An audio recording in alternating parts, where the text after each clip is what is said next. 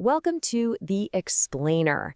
Today we're digging into a really powerful moment in the Gospel of John, a moment where a huge spiritual leader, John the Baptist, essentially passes the torch and points everyone to Jesus as the one true master.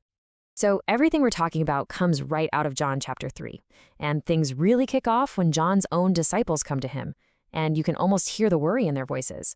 They say, "Rabbi, that guy you told us about, well, he's baptizing too, and everyone is starting to go to him instead of us." This tension really sets the stage for what comes next. Okay, so try to picture this. Out in the Judean countryside, you've got two major movements happening at the same time. You have Jesus and his disciples, and you have the incredibly popular prophet John the Baptist. And they're both baptizing people, pretty much right next to each other. You can see how that would naturally stir things up. And it does. As more and more people start leaving John to follow Jesus, a real dispute breaks out. But this isn't just some popularity contest, you know? It gets to the heart of two huge questions. Who actually has the power to make humanity pure? And, when it all comes down to it, who is the real supreme master? So, you can imagine, John's disciples are kind of freaking out. Their movement is shrinking. But John's reaction is, well, it's incredible. Instead of getting defensive, he just calmly lays out this six-part case for why Jesus' supremacy is absolute. Okay, let's get into it. John's first point is the foundation for everything else. He says, a man can receive nothing unless it has been given to him from heaven.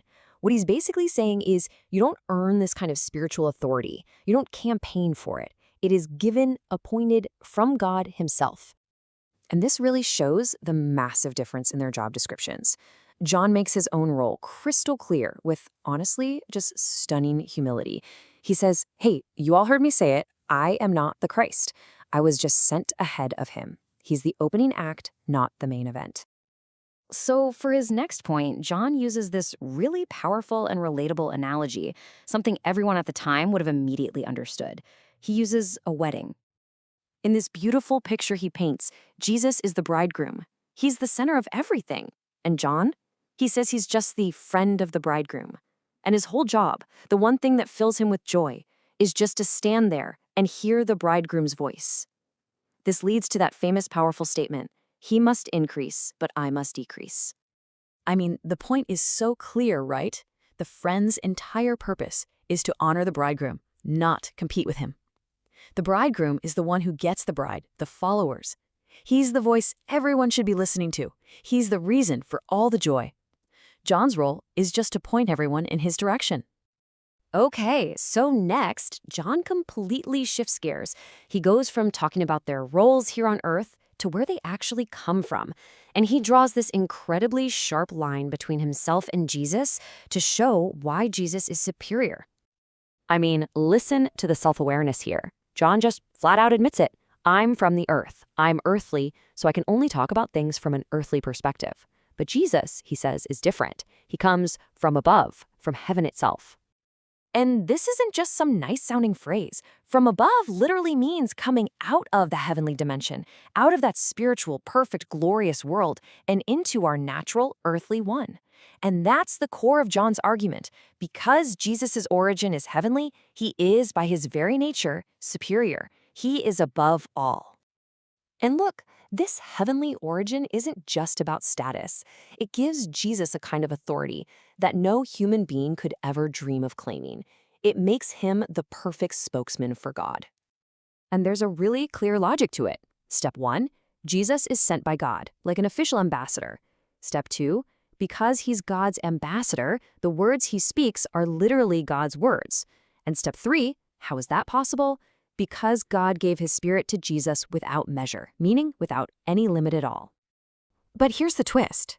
Even with this undeniable divine authority, John makes a really sobering point. He says that despite all this, pretty much nobody accepts his testimony. So you have this perfect message straight from God, and it's met with overwhelming rejection from mankind. And that observation leads us straight into the final, and you could say the most critical part of John's whole declaration. Because of who Jesus is, he, and he alone, holds the keys to human destiny. The reason for this is simple and profound. The Father loves the Son. And because of that immense love, the Father has given all things into his hands.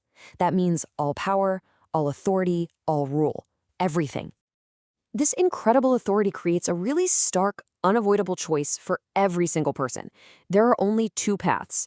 If you believe in the Son, you have everlasting life. But if you do not obey the Son, you won't see life. And instead, the wrath of God remains on you.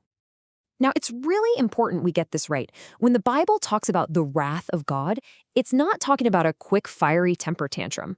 The Greek word here is orgi. It means a deep, settled, permanent, and controlled opposition to all sin and injustice. It's a judicial anger, not a reactive one. So what's the big takeaway from all of this? I think it comes down to this. In John's view, belief isn't just something you agree with in your head. The original language makes it clear that to not believe is the exact same thing as to not obey. That implies that real faith isn't passive. It's an active state of obedience. And that choice, to obey or disobey the new master, is the one that has consequences that last forever.